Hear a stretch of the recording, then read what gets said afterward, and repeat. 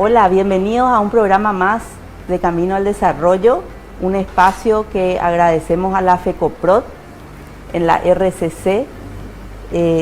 Estamos con un invitado muy especial, Nicolás Moraz, y con la conductora Valeria Infran, como siempre tratando de romper el cerco mediático. Voy a presentarles a Nicolás.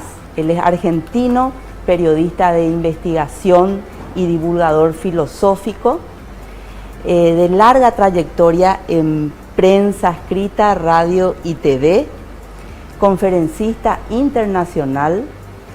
Desde el 2019 conduce el canal de YouTube Los Liberales, con más de 370.000 seguidores y 50 millones de visitas. Lo más probable es que muchos de ustedes lo conozcan, y si no lo conocen, empiecen a seguir a Los Liberales en YouTube. Vale la pena, está lleno de información y nos transmite una vasta cultura, además, que nos hace entender de qué se trata el mundo realmente, que es lo que necesitamos hoy día. Actualmente dirige la Academia Libertaria, en una plataforma educativa digital con más de 1.200 alumnos. Nicolás Moraz, un gusto tenerte con nosotros. Encantado, Valeria, muchísimas gracias y un saludo para toda la audiencia del Paraguay, un reducto de libertad, un país al que estimo muchísimo. Gracias, Nicolás, gracias. Bueno, vamos a empezar esta entrevista y vamos a empezar a tocar temas bastante interesantes y probablemente desconocidos para la mayoría de las personas. Nicolás, en los primeros programas de Camino al Desarrollo empezamos a analizar los enfoques ideologizados que desde organismos internacionales nos quieren imponer, y además también, ¿cómo vamos a decir? También lo que evidenciamos es que hay una agenda global en educación, que avanza imponiendo políticas públicas educativas que homogeneiza la educación en todo el mundo. Entonces, Nicolás, la pregunta es, ¿cuál es tu experiencia en el sistema educativo argentino? Porque sos joven, Nicolás, ¿qué edad tenés? 27 años. 27 años. Valeria. 27 años. Hace poco, Nicolás, que vos saliste, o sea que no sos una persona que estás lejos del sistema educativo por demasiado tiempo, ¿verdad? O sea, 26 años, 10 años atrás, vos estabas en medio de todo lo que era el proceso educativo argentino. Y queremos saber tu experiencia, ¿cómo fue? Bueno, mi experiencia creo que da testimonio nítido de que lo que usted está diciendo es muy acertado, en los términos de que cuando alguien con poder, ya sea el Estado, los intereses que están detrás del Estado, quiere ejercer la propaganda ideológica, la mejor vía es el sistema educativo.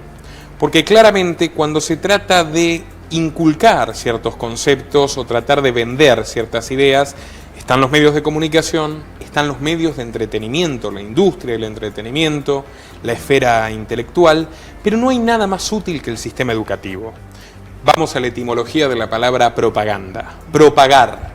Propaganda, del latín propagare, significa ir básicamente sembrando semillas. ¿Dónde se siembran las semillas? ¿Cuál es el terreno más fértil para sembrar cualquier semilla, sea buena o sea mala? Las mentes de los niños, de los jóvenes, en sus etapas donde biológicamente incluso están más predispuestos a absorber. Desde mi punto de vista, yo aprendí a leer antes de entrar al colegio, a los 4 años, gracias a mi abuela, que era una mujer muy culta y muy generosa, y a mí me tocó desde la primaria enfrentarme a un intento deliberado por parte de los docentes de, en vez de brindarnos conocimiento, mejor dicho, brindarnos las herramientas para alcanzar nuestros propios conocimientos, imponernos doctrina. Para ponerlos en situación, estamos hablando de la primera década de este siglo, yo entré de hecho a primer grado de la primaria en el año 2001 y así, ¿no?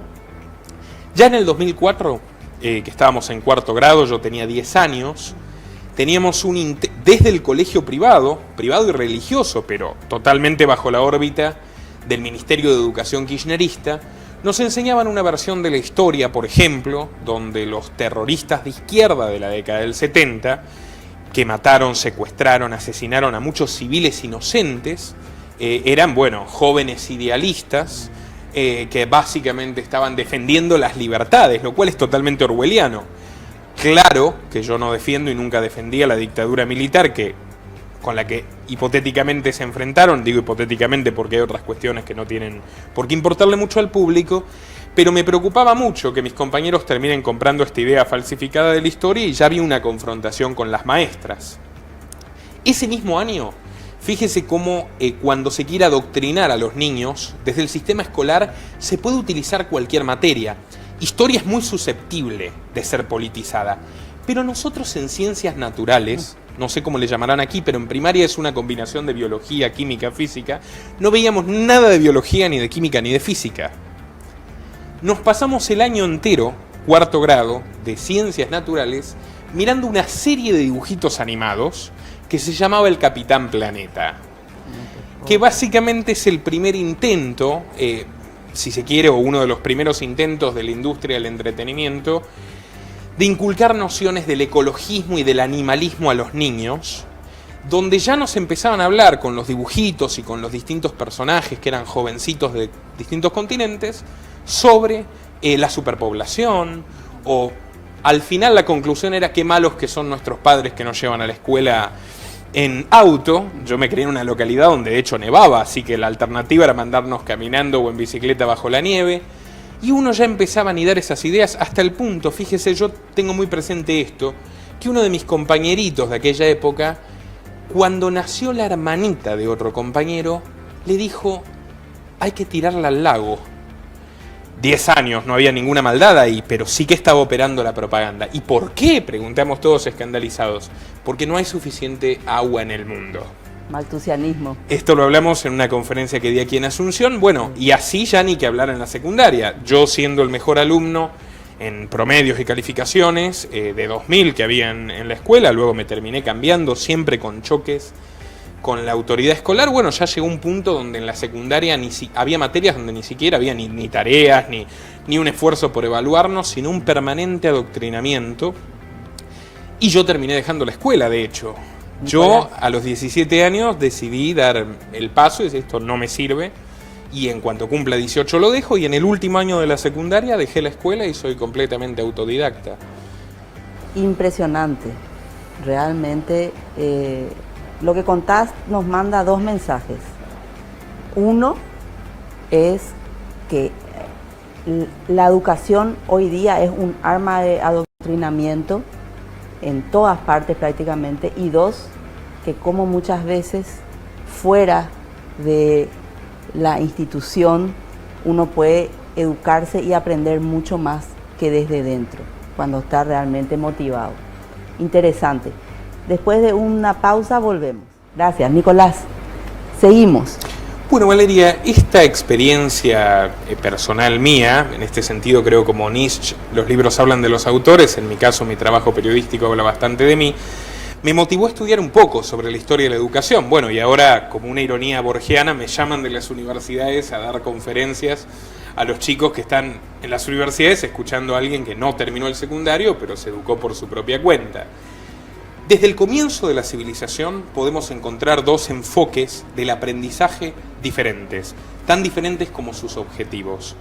Vamos a poner un ejemplo concreto. La antigua Grecia. Por un lado está Esparta. El modelo de aprendizaje en Esparta es una sociedad que es un campamento militar gigante, donde la institución estatal, el gobierno espartano, es el propietario de los hijos. Cuidado con esta noción está totalmente interiorizada en las reformas educativas del siglo XXI, esta noción estuvo en la reforma soviética leninista del sistema educativo ruso, esta noción está hoy en España, está en la Argentina y puede estar en Paraguay muy pronto. ¿Está en Chile? ¿Cuál es la finalidad de la educación espartana?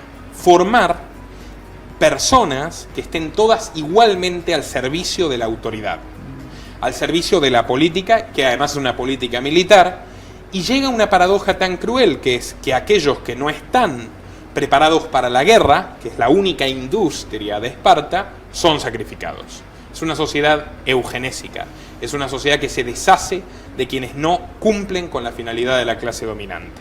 Resultado, Esparta es una sociedad donde la mayor parte de sus habitantes son completamente analfabetos y nadie sabe sumar ni restar, por ejemplo. Prácticamente nadie. ¿Para qué? No hay comercio, no hay libertad, todo funciona de manera colectiva. Este es un enfoque de la educación. Sus vecinos y rivales, los atenienses, tienen el enfoque radicalmente diferente, que también sigue existiendo hasta hoy. ¿Que cuál es? Educar es formar a los individuos de acuerdo a sus intereses, sus aptitudes y sus preferencias individuales. Irónicamente, este modelo pedagógico individualista es mucho más inclusivo. Desde el más inteligente hasta el menos inteligente, desde el más capaz en ciertas materias hasta el más incapaz, que puede tener otros talentos, encuentran un sitio. Prueba objetiva de eso. En la época de Pericles se realiza un censo. 300.000 personas pueblan Atenas. No hay tan solo uno que no sepa, un adulto que no sepa leer y escribir. Están todos alfabetizados y no hay ningún tipo de instrucción pública. Esto es la prueba de una sociedad que educa no para lo romántico, no para lo épico de, antes era la guerra nacional, ahora también lo vemos con Rusia y Ucrania, ahora dicen para la inclusión, para los derechos humanos. No, se educan para lo mundano, para que cada quien busque su proyecto de vida, se inserte en el mercado, desarrolle su talento y sirva al prójimo sin imponer, sin violentar. Resultado, en Atenas se produjeron los más drásticos avances comparativos en 4/5 partes de las materias de conocimiento artístico, científico, que seguimos cultivando base hoy. de nuestra civilización. Efectivamente. Luego, salto rápido en la historia, vamos a quienes defienden la educación compulsiva. El primero, Rousseau. Rousseau, el mismo año que publica su obra El contrato social, que es base de la teoría republicana moderna, pero también del socialismo moderno, publica Emilio sobre la educación, que es un texto que va a ser clave para la pedagogía moderna, para la pedagogía institucional, para la idea de que el Estado debe hacerse cargo de formar conciencias. La gran paradoja es que Rousseau, en sus propias confesiones lo escribe, es un ensayo que se llama Confesiones, a sus 5 hijos los abandonó en un orfanato, de lo cual estuvo arrepentido hasta el último día de su vida, pero más o menos que se justificó diciendo, hubiera sido peor que vivan conmigo, porque era una persona profundamente trastornada. Pero un fanático de la autoridad y de la igualdad forzosa. Usted lo dijo al principio, cuando se quiere educar, entre comillas, colectivamente, lo que se quiere hacer en realidad es disciplinar un rebaño. Homogeneizar. Antes de Rousseau ya empieza con Lutero y la Reforma Protestante en Alemania una intención deliberada de que los chicos adopten la nueva religión, que es la luterana, la protestante, en los principados alemanes, por la fuerza. Razón por la cual el Reino de Prusia va a ser el primer país europeo donde se implementa un sistema de educación compulsiva u obligatoria por parte del gobierno, donde se les enseña mucho más ideología que elementos para desenvolverse en la vida. ¿Por qué no sucede esto, por ejemplo, en Inglaterra? Porque en Inglaterra tenemos otro enfoque totalmente distinto, que lo expresa muy bien el pedagogo escocés Samuel Smiles, que además era médico y periodista, que él escribe un magnífico libro que se llama Ayúdate a ti mismo, la virtud de la perseverancia. Y él explica cómo los grandes inventores de la revolución industrial, cómo los grandes creativos de su tiempo, son personas que incluso han partido de un origen humilde, pero que se han educado a sí mismos, que han tenido mucha voluntad de prueba y error, de no rendirse ante el error, de experimentar, de ir tomando conocimientos libremente de donde crean más conveniente, hicieron grandes fortunas y movilizaron el progreso de la civilización. Entonces, ese ejemplo que caló tan fuerte en la conciencia de los ingleses impidió que en el país más próspero del siglo XIX haya educación pública hasta finales del siglo. Interesante tenerlo en cuenta. Francia tuvo el primer intento de educación pública con la Revolución. Al contrario que lo que proponía Lutero, que era una educación teocrática, Francia que proponía una educación jacobina. Literalmente obligar a los chicos a ser ateos, obligar a los chicos a profesar la religión racional republicana e incluso instruir a los hijos, algo que se está viendo hoy en Noruega, por ejemplo, a que denuncien a los padres que les hablaban de cosas contrarias en su casa, Claro. para luego ser asesinados, y los chicos convertirse de manera objetiva, no declarativa, en propiedad, en rehenes del gobierno republicano. Luego Napoleón, que era un imperialismo bastante globalista, si me permite trazar la analogía, que los lugares que conquista va imponiendo su código civil, Imperio. etc., impone este modelo educativo. Cuando termina Napoleón, termina la educación pública y comienza, qué ironía, una etapa de mayor prosperidad y paz para Francia, que recién va a revertirse en el siglo XX con la educación pública. Interesantísimo, Nicolás. Pero te voy a tener que interrumpir. Bueno. Nos vamos a un corte y volvemos. Estamos de vuelta con esta interesantísima entrevista que estamos haciendo a Nicolás Moraz. Nicolás, ¿dónde nos quedamos? Bueno, Valeria, muy brevemente nos quedamos en que la educación pública comienza a generalizarse con la formación de los estados nacionales, que necesitan crear un falso consenso social de que las autoridades representan la voluntad de la gente y por lo tanto la gente está obligada a ir a morir, llegado el caso, por las autoridades. ¿Esto quién lo define? ¿Quién lo interpreta? ¿Quién dice por aquí, por este aparato nosotros podremos hacer la revolución? El marxista italiano Antonio Gramsci. Cita literal. ¿Qué es la hegemonía para Gramsci? La capacidad de un bloque dominante de la sociedad, o sea, de los grupos de poder, de la élite, de configurar la vida económica, civil y cultural del colectivo social. La hegemonía tiene la necesidad de encontrar estrategias apropiadas para suscitar un consenso manipulado. Esto significa para convencer a las personas de cuestiones opuestas a sus intereses y hacerlos creer que han elegido libremente esto. Y emerge así la construcción cotidiana del consentimiento otorgado al orden social, a la autoridad. Bueno, han sido todas las fuerzas de izquierda muy inteligentes en explotar esto, e incluso también otras. Julian Huxley, el padre del transhumanismo, un concepto muy vigente en estos días, el hermano malévolo del gran novelista Aldous Huxley, que iba en dirección opuesta, por ejemplo, no solo fue un teórico de la eugenesia y del exterminio, nuevamente como los espartanos, pero en pleno siglo XX, del exterminio de los que no sirven para su modelo social, muy parecido al que hoy quieren imponer los lobbies globalistas.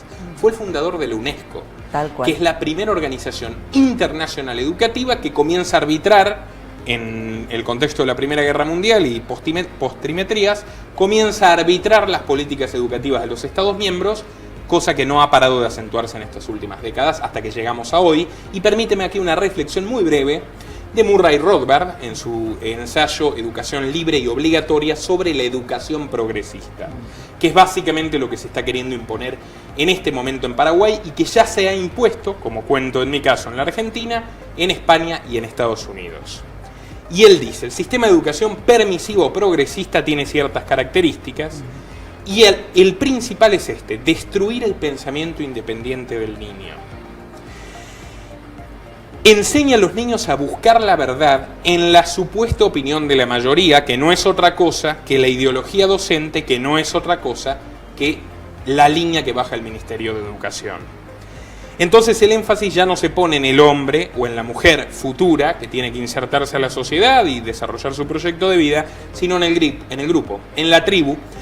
Y esto es un testimonio de por qué cada vez es más paupérrimo el resultado de los sistemas educativos, y él dice ya, esto fue escrito en los 70s, los bachilleres ignoran la escritura o lectura elemental y no pueden escribir siquiera una frase coherente, pero sí pueden repetir los cánones, los conceptos de... Los dogmas. Los dogmas, exactamente. Tal cual.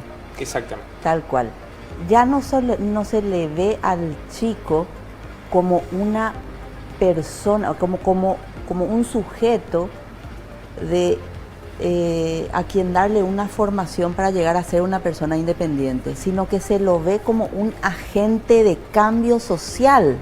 Exactamente. Y se lo adoctrina para que ejecute el cambio social que pretenden los poderes estatales. Así es, exactamente. O supranacionales. Es que la estructura de la escuela controlada por el gobierno no puede dar nada bueno. Ya sea en una dirección ideológica o en otra dirección ideológica, el propósito no es educar. Esto lo explicó un maravilloso pedagogo, que de hecho fue obispo jesuita, lo expulsaron por esto, Iván Illich, que escribió el ensayo, yo lo recomiendo mucho, es muy breve y lo puede entender cualquiera, la sociedad desescolarizada. Y él dice, desde que las instituciones del poder político se apropian de la educación, ya no hay educación. Se abandona la sustancia, que es educar, a cambio de la estructura, que es adoctrinar, que es desplegar el poder del gobierno, que es convertir, como dice usted, al ciudadano no en un estudiante, sino en un militante de la causa de su gobierno. A ver, uno entra al sistema escolar con 4 o 5 años. Ahora en Argentina es obligatorio entrar al jardín de 3, cada vez lo hacen más largo. Sale a los 18, si va a la universidad, continúa hasta los 24, hasta los 25, entonces se pasa la etapa más fértil de su juventud recibiendo bombas ideológicas y adoctrinamiento por parte del cuerpo docente. El resultado, salvo que haya un contrapeso, salvo que esa persona sea muy curiosa, como mi caso, o que haya una familia que le induce a reflexionar, a ejercer el pensamiento crítico, el resultado está cantado. Esa persona va a terminar siendo un robot que va a decir que A es B, o 2 más 2 es 5, si el gobierno se lo inculcó durante estas larguísimas 2 décadas de adoctrinamiento. Decía Illich, prisionero de la ideología escolar, el ser humano renuncia a la responsabilidad de su propio crecimiento y por esta abdicación, por renunciar a su deber de educarse como Homo sapiens, la escuela le conduce a un suicidio intelectual. Vos sabés que leí un artículo de un compatriota tuyo, Eduardo Montoro. Él es un psiquiatra y un funcionario del Ministerio de Educación y su artículo es brutal, brutal porque te describe realmente la tragedia del sistema educativo argentino y concluye un poco en uno de sus párrafos diciendo que la escuela se ha convertido en un depósito en niños. ¿Por qué dice esto? Porque no importa lo que haga el chico o deje de hacer, va a permanecer tal cual una cárcel en la escuela. Es que la escuela, yo ya le llamaba en aquella época donde me quería librar del yugo escolar, la cárcel escolar. Porque la escuela está estructurada para disciplinar a la persona, para enseñarle que lo que diga el político que tiene una bandera del país detrás son los intereses de la nación. Claro. Mentira, son los intereses del político, de los lobbies que están detrás del político. Yo entiendo, Nicolás, lo que querés decir. Yo no soy no estoy tan al extremo como vos. Creo todavía en un término medio y en que se puede hacer algo positivo a través del sistema escolar.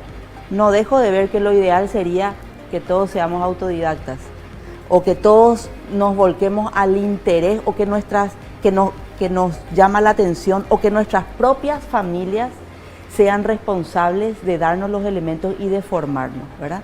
Pero tiro más un poco a lo medio, una educación sin adoctrinamiento y basada en ciencias. Si el Estado se encarga o no se encarga, es una discusión que yo creo que mucha gente está fuera del alcance de mucha gente. Pero yo te quiero hacer otra pregunta. Dígame. Te quiero preguntar de la Open Society de George Soros y su convenio con el Ministerio de Educación de la Argentina. Muy bien. Bueno, esto es la prueba de que la coyuntura que vivimos es lo contrario a lo que estábamos planteando. En lugar de una descentralización de la educación que se vaya adaptando a la persona, hay una centralización que ya directamente es mundial. George Soros, que es el lobista, uno de los lobistas más emblemáticos del planeta, sin duda el más conocido y el más repudiado a nivel masivo, ha dedicado todo su modelo de negocios hace ya varias décadas, desde los 70, inspirado en el modelo de Rockefeller, en la influencia ideológica y cultural en las sociedades para llegar a determinados propósitos. En su día hizo un lobby extraordinario para que surja la Unión Europea, incluso se hizo mundialmente famoso por quebrar el Banco de Inglaterra y la moneda más fuerte de aquella época, la libra esterlina, como un recurso para empujar a la opinión pública a que apoye este laboratorio de gobierno mundial, que lo que le va a permitir es, al manejar a los europarlamentarios, a los que producen las leyes, los marcos de convivencia social, ir en la dirección más positiva para sus negocios, en detrimento de la competencia, en detrimento de los disidentes, en detrimento de a quien se le ocurra exterminar. En la Argentina somos testigos de cómo esto ha destruido completamente los pocos resabios que quedaban de educación en el sistema escolar.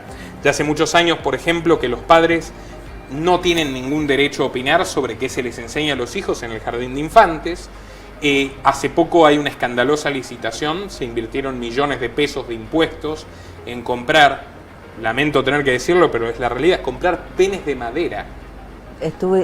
Llegó la noticia acá. Para enseñarle a los niños de primaria, vaya uno a saber qué, no es necesario ahondar demasiado y ser escatológico, pero se entiende por dónde va la cuestión. Claro. Gran polémica también, por ejemplo, en la provincia de Chubut, un padre indignadísimo en la ciudad de Comodoro Rivadavia, que le mandó una carta a la escuela pidiéndole que su hijo no podía recibir con 12 años de edad en la escuela primaria adoctrinamiento en ideología de género, que le digan que no hay tal cosa como sexos biológicos, que no existen, lo cual claramente es anticientífico, más allá de lo que uno piense de la libertad sexual. Yo estoy a favor, pero los hombres son los hombres, las mujeres son mujeres, no es algo que admita discusión. Claro. Bueno, en fin. ¿Sabe cuál fue la resolución de la escuela? Obligar al niño a ir a un taller que se llama Hablemos de todo, terminemos con los tabúes. O sea, para mostrar la autoridad política, para mostrar que el niño tiene mucho más, que el niño es propiedad del gobierno, básicamente lo secuestraron para ir a esta actividad compulsiva, que ya empieza con los chicos y se extiende a los adultos. Quien quiera renovar el carné de conducir en la Argentina tiene que hacer un curso de adoctrinamiento en ideología de género del gobierno, compulsivo y obligatorio, aunque tenga 50 años.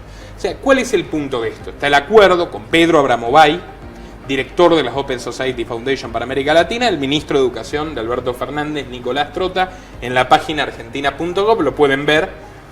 Resultado, millones de dólares y una serie de facilidades que no están sobre la mesa, que tienen que ver con las cuestiones de la deuda externa, en la cual Soros ha incidido públicamente en favor de Alberto Fernández, etcétera, a cambio de apropiarse de la formación de conciencia y de la politización del sistema educativo en la Argentina.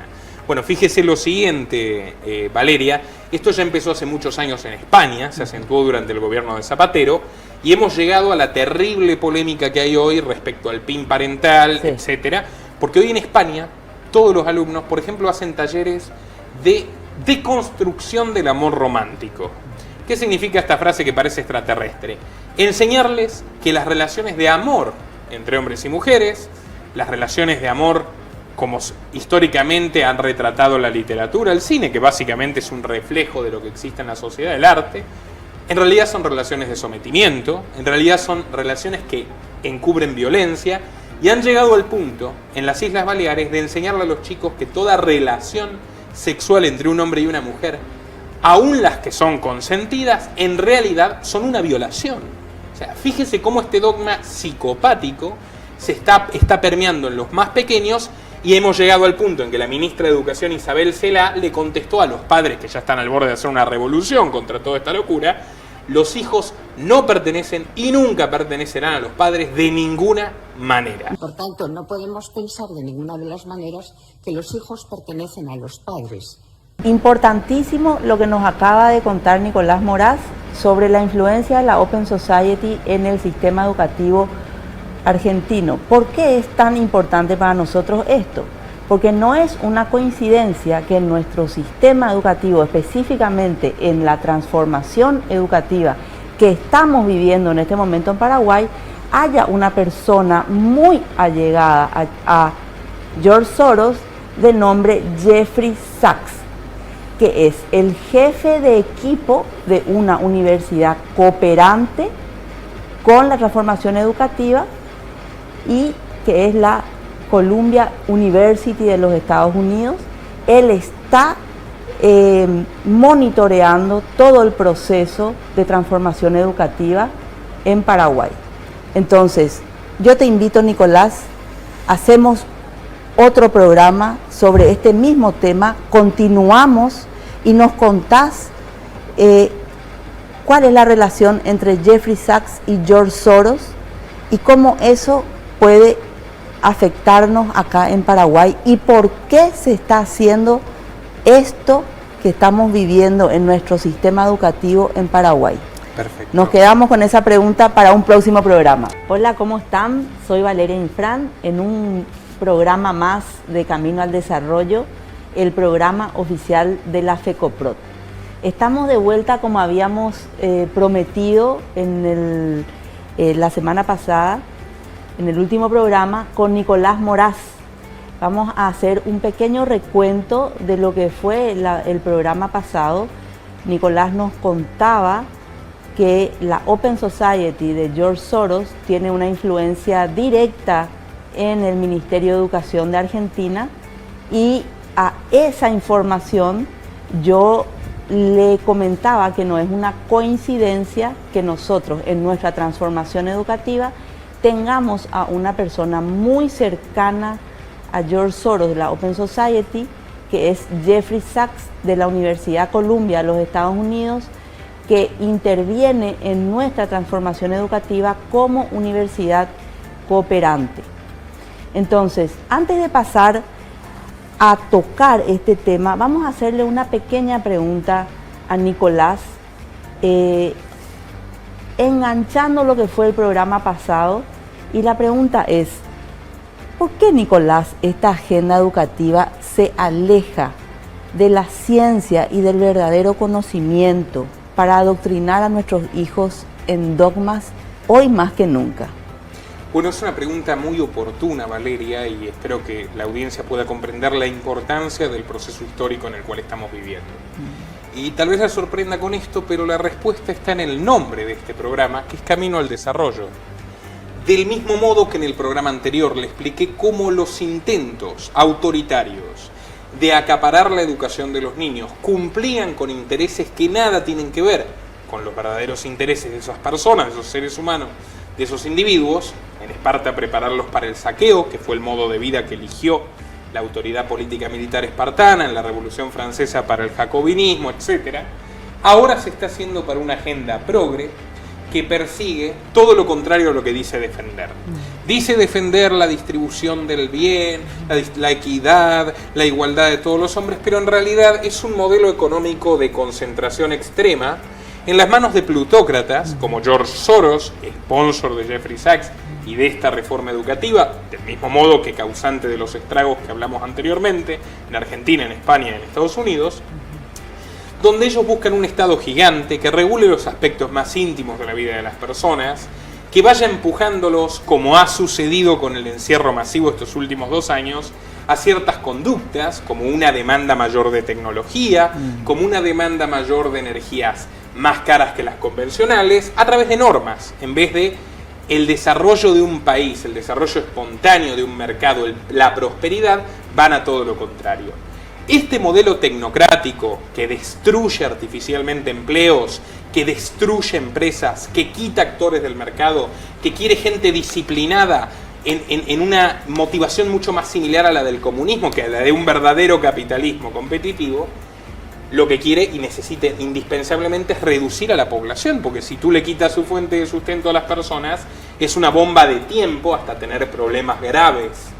Entonces, ¿cómo históricamente se ha reducido la población? Guerras, podemos ver lo que está sucediendo en Ucrania, invadida por un joven líder del Foro Económico Mundial, que es lo que fue Putin, que es la organización globalista que impulsa este tipo de inquietudes, y por supuesto políticas antinatalidad. Entonces, en el programa anterior hablamos de muchas cuestiones que escandalizaron a nuestro público. Por ejemplo, ¿por qué le enseñan a los chicos que el amor romántico está mal? ¿Por qué le enseñan que tener hijos perjudica al medio ambiente cuando no es cierto? Hay varios programas donde lo he explicado detalladamente en mi canal. ¿Por qué esta agenda? Porque se quiere reducir a la población y tender al decrecimiento económico, algo de lo cual ha hablado abiertamente Jeffrey Sachs. O sea, de que es necesario menos industrialización, menos riqueza material y que todo tienda a lo virtual. En ese contexto, ¿qué es Paraguay? Paraguay es el país con la tasa de natalidad más alta de Sudamérica junto con Bolivia. Es el país más alto, con la tasa de crecimiento económico más alta de América. Y es el país con los impuestos más bajos, descontando algunos paraísos fiscales del Caribe. De Sudamérica, sin duda, es el país con los impuestos más bajos. Entonces, ¿qué vemos? Tiene todos los requisitos para desarrollarnos. Exactamente, es un país que va directo con el esfuerzo de los paraguayos, de manera lenta y gradual, como se consiguen las verdaderas conquistas, va directo a un desarrollo. Entonces tiene gente que se reproduce, que tiene hijos, una población joven. Tiene prosperidad del privado que trabaja, un Estado débil, una sociedad fuerte. Tiene un crecimiento económico, tiene todo lo que quieren destruir. Y además tiene la energía, que es la principal razón por la cual Jeffrey Sachs este consultor íntimo de George Soros, de las Naciones Unidas, del Foro Económico Mundial, de todos estos grupos de poder, es la razón principal por la cual Sachs ha reposado sus ojos sobre Itaipú hace muchos años. Y este gobierno lo ha nombrado como asesor ad honorem de la renegociación del Tratado de Itaipú. Señores, favor informarse, los varones de este país, favor conocer de los antecedentes, tomar interés y ver quién está posando sus ojos, como dice Nicolás, sobre una de las represas y productora de energía limpia más importantes del mundo, no solo de la región. Nicolás, interesantísimo realmente tu análisis, ¿verdad? Y ¿qué nos podés decir? Nosotros tenemos un primer acuerdo de la transformación educativa. En este primer acuerdo se puede ver, y ustedes lo van a ver acá en pantalla, que Jeffrey Sachs es jefe de equipo de una de las universidades cooperantes. ¿Qué análisis haces de la presencia de esta persona tan cerca del poder político en Paraguay? Bueno, tenemos que comprender ante todo, Valeria, quién es Jeffrey Sachs. Jeffrey Sachs es una mezcla de economista con estrella popular, por decirlo así. Él ha entendido más que nadie que no importa si se tiene razón en las ideas, en el plano intelectual. Lo que importa es poder venderlo.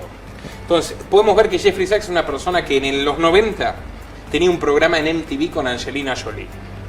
En los 2000 lo llevaba Bono de YouTube, que de hecho es oficialmente consultor de la ONU y ha hecho un video promocional de las bondades de Soros. Lo llevaba a sus recitales, a hablarle a la gente de la importancia de la conciencia medioambiental, de consumir menos, claro, consumir menos la gente, ellos jamás, ¿no? Bueno, todo esto en aviones privados, claro.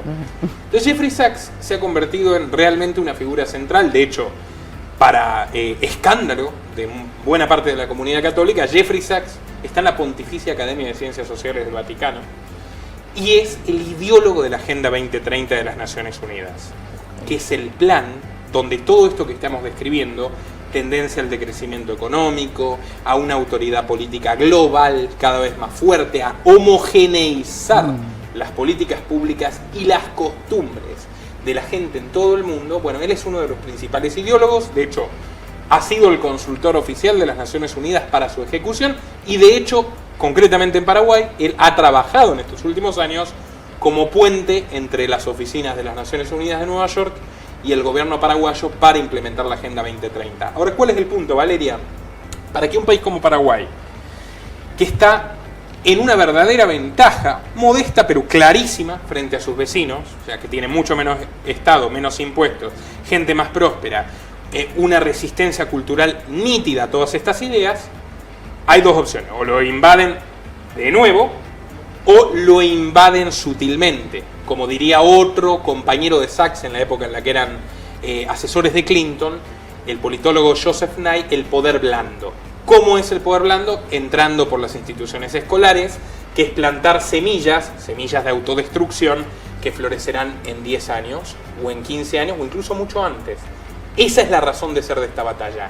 Cuando quieren apropiarse del sistema escolar es para empezar a transmitir este tipo de valores o antivalores, desde mi punto de vista, antivalores, en la juventud e ir desprogramando, deconstruyendo, que es la palabra más popular de la los ingenieros tradición, sociales. los valores... La individualidad. La individualidad. La individualidad. Quieren, como dijo usted, igualitarizar, homogeneizar, quieren amebas.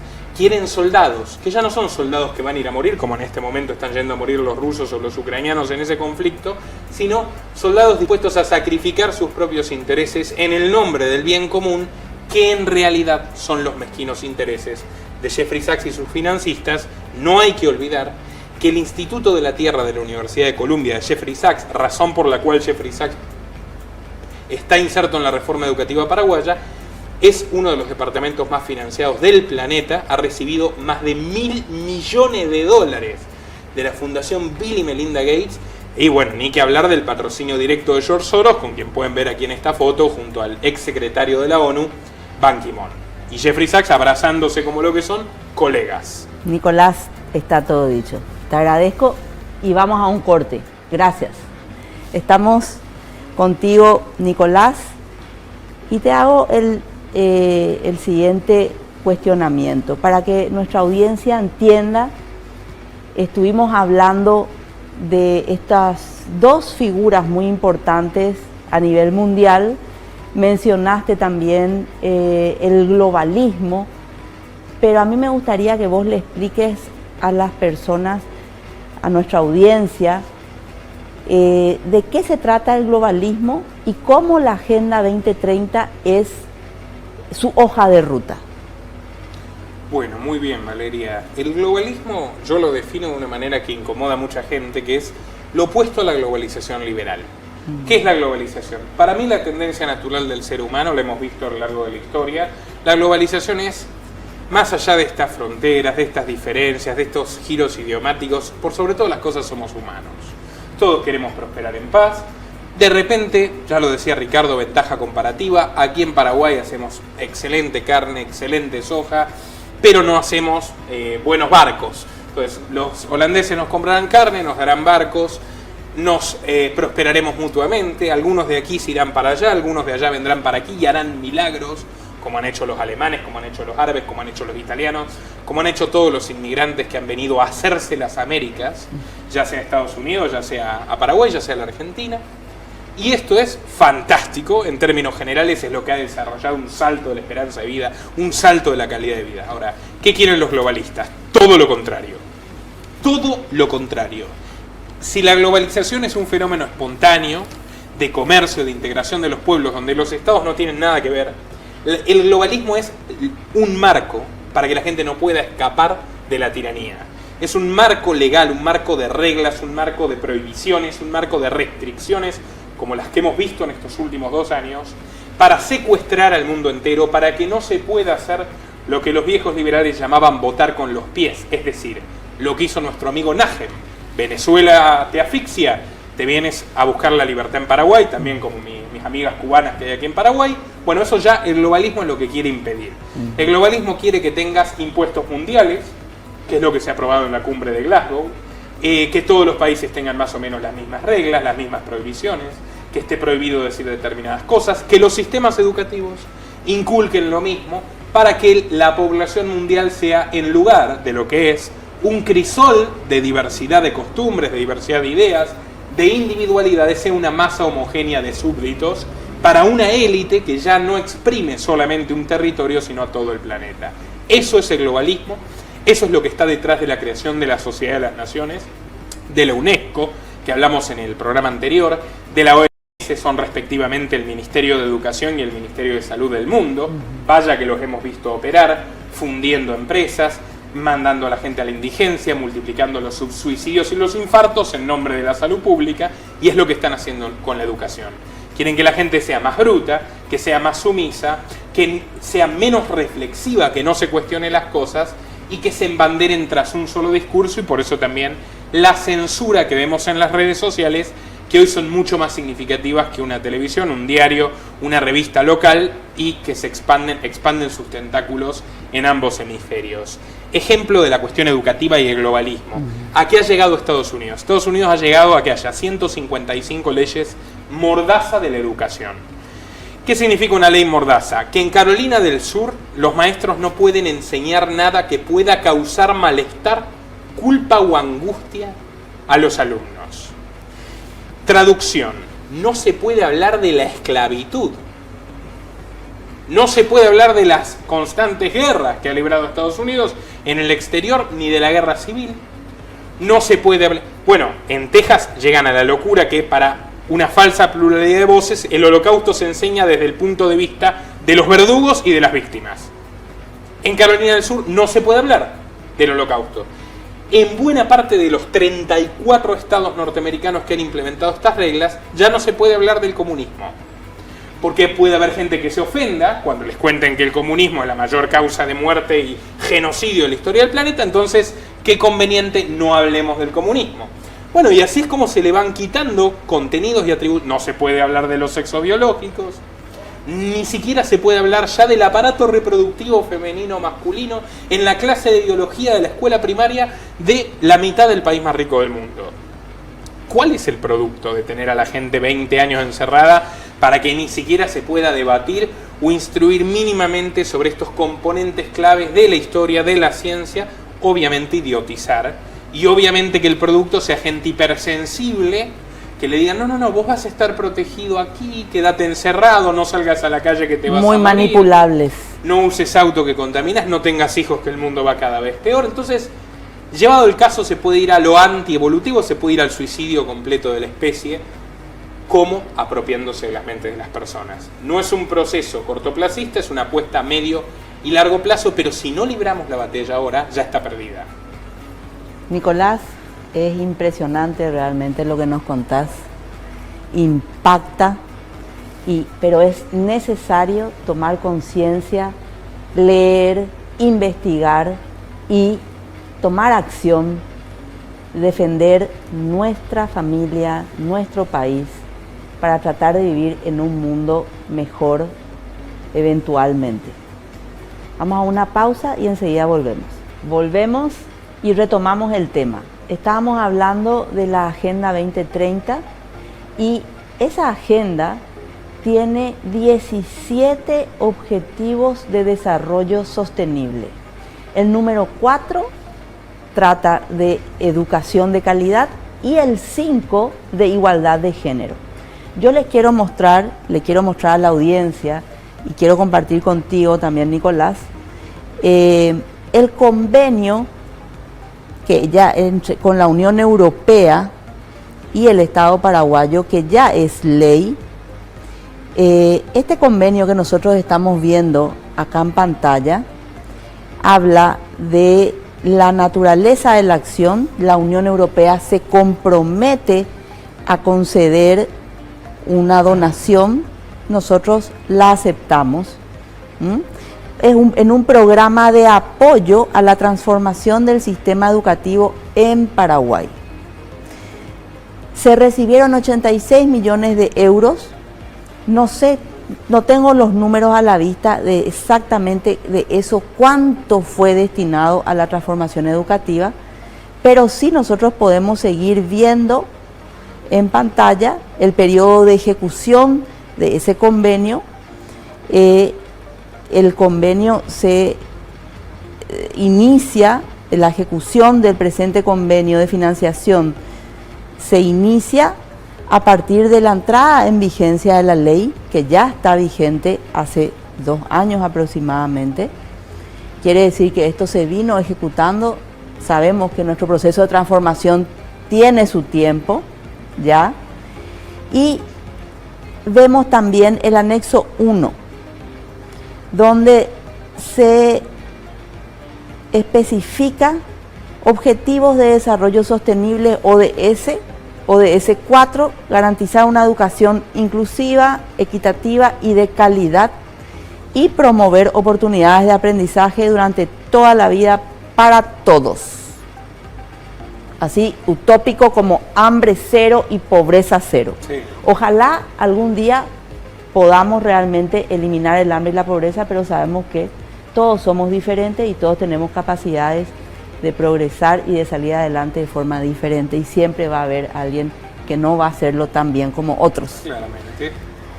Y la ODS número 5, lograr la igualdad entre los géneros y empoderar a todas las mujeres y las niñas. Ideología de género y feminismo, pero el feminismo que propugna literalmente la muerte al macho. ¿Es así o no es así? Pero por supuesto, el punto es el siguiente. Ustedes pueden leer el guión en el cual se escribe el curso que las élites desean que lleve el mundo de 2 maneras. Una es ir a la Agenda 2030 de la ONU. La ONU es una institución política, es el prototipo de gobierno mundial. Entonces tiene que disfrazar de hambre cero, pobreza cero, que no haya contaminación, que nadie se enferme, que todos seamos felices. Que es el cuentito final del manifiesto comunista y del Capital, que es la abundancia, el oasis extradinerario. O sea, todos han prometido, Hitler también, bueno, la realización de la felicidad suprema del pueblo, después de, claro, las duras adversidades a las cuales los someteremos por su propio bien. Lenin, bueno, mejor pocos pero mejores. Era su último ensayo. ¿Cómo solucionamos la pobreza? Matando a los pobres. En eso han sido inclaudicables los socialistas. Y la otra es leer directamente los programas del Gran Reinicio, que es el mismo programa contado por el Foro Económico Mundial sin anestesia. Ahí hay un poco de matiz, pero ya no tanto, y dicen de crecimiento económico, de crecimiento poblacional. Están diciendo abiertamente un mundo de pocos para pocos. Ese es el modelo que persiguen realmente. Y bueno, estos regímenes que les cité no son casuales, totalitarios. Primer ley del aborto como las conocemos, 1920, Revolución Comunista Rusa. Mientras 20 millones de personas mueren de hambre, entre ellos 4 millones de ucranianos que son expropiados de sus pequeñas haciendas que son muy productivas, una tierra muy fértil, gente muy trabajadora, los tiran a la estepa para que mueran de hambre, porque eso es el comunismo, mueran de hambre y de sed a propósito. O sea, acá aprendan, miserables pequeños burgueses, los matan. Holodomor, bueno, listo. Entonces, ¿ahora qué se hace? Tratado de Escazú, ya lo he hablado aquí en el programa de nuestros amigos Hugo Vera y Carsten Fau, que es básicamente tu tierra no es tuya. Pero ¿cómo te convencemos de que tu tierra no es tuya y que en el nombre del medio ambiente la política puede intervenir, que el derecho de propiedad privada, como dice Francisco, asesorado por Jeffrey Sachs, es secundario? Con la educación. Y esa es la educación de calidad. Es inyectarte estas ideas venenosas desde que sos chico, irlas caldeando con tu juventud. Si tus padres se oponen, barrerlos del mapa. Y cuando seas un individuo adulto, bueno, ya estás completamente sometido y sumiso para que hagan cualquier tipo de vejación contra vos. Recuerdo un debate que tuve siendo muy chico con la hija del Che Guevara, que es una emisaria propagandística de la dictadura castrista, que decía, porque nosotros tenemos a toda la población alfabetizada. Y yo le decía, bueno, muy bien, ¿de qué sirve leer, doctora Guevara, si yo no puedo leer lo que quiero? ¿De qué sirve escribir si yo no puedo escribir lo que quiero? Y ese es el punto de dominar la educación, y por eso semejante inversión. Valeria, permítame, yo reto un desafío a cualquiera que defienda estos 86 millones de euros. Las escuelas, los techos se caen arriba de los chicos, claramente, entonces yo sé a dónde va este dinero, porque básicamente soy experto en la operativa de la Open Society y de los lobbies colindantes, incluyendo los que salen de la Comisión Europea de Ursula von der Leyen.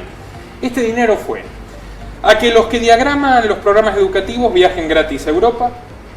Este dinero fue a que sus organizaciones no gubernamentales, no el Estado paraguayo, sus organizaciones no gubernamentales crezcan, a que ese dinero se convierta en casas más lujosas y autos más lujosos, y reto un desafío a quien venga a demostrarme lo contrario, sin ningún problema. Vengan a demostrarme lo contrario. Esta inversión enorme para un país de las características de Paraguay es una inversión para politizar, para ideologizar, para bajar doctrina en intereses que van contra cada uno de los alumnos del sistema educativo paraguayo. Agarro lo que acabas de decir sobre las ONGs. Y acá mismo, en la ley que te acabo de, en el convenio ley hoy día, podemos leer canal principal de ejecución. 11.000 millones, gobierno receptor, 11.300, gobierno de terceros países, 21.000 ONGs internacionales, 23.000 ONGs en países de desarrollo. Con esto se verifica lo que acaba de decir el amigo Nicolás Moraz. Podemos dar la palabra de que yo ni lo leí, ni me lo había anticipado, ¿eh? Absolutamente, lo tengo acá, el archivo que se está proyectando también en pantalla. Él no estuvo mirando la pantalla, pero bueno, lo importante no es eso. Lo importante es estar atentos y preservar lo que tenemos. Y bueno, un programa más. Nicolás, te agradecemos tu tiempo. Una frase nada más. Decía Herbert Spencer, alguien que verdaderamente entendía de la educación, que el acto de educar es formar a las personas para que se gobiernen a sí mismas, no para que gobiernen a los demás y no para que acepten ser gobernadas. El deber de los padres y el deber de quien quiera salvaguardar la libertad, la formación y el progreso personal de su hijo es ayudarlo a que desarrolle sus propias herramientas para que en sus propios talentos forme sus propios valores y rija su propia vida. No delegarle esto a las instituciones, porque si le delegamos a las instituciones la educación de los hijos, van a convertirse en sus prisioneros. Están entregando a sus hijos a los nuevos verdugos del siglo XXI. Eso es todo. Está todo dicho. Gracias, Nicolás. Realmente un programa que espero que cale hondo en toda la ciudadanía paraguaya y que nos haga realmente llamar la atención a nuestras autoridades y preguntarles a quiénes están representando y de quiénes están recibiendo instrucciones, no precisamente del pueblo paraguayo ni de sus intereses. Gracias. Y se le ha puesto precio a su cabeza por haber cometido esa... Ya lo cortaron. Te están cortando, Nicolás.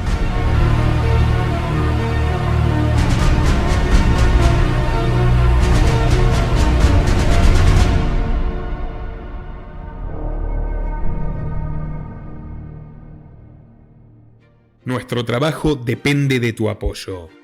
Para que siga siendo posible, realiza tu aporte desde tan solo $3 por mes a través de Patreon, en los enlaces que figuran en la descripción o en el comentario fijado. También podés hacerlo vía Bitcoin o desde la opción Unirte de YouTube. Y si estás en Argentina, elegí el medio de pago de tu preferencia a través de Mercado Pago. Quienes nos apoyen en Patreon a partir de $5 mensuales tendrán acceso a análisis, entrevistas, conferencias y documentales exclusivos. También tenemos opciones para sponsors. Así que publicita con nosotros a través de patreon.com/Nicolás Moraz.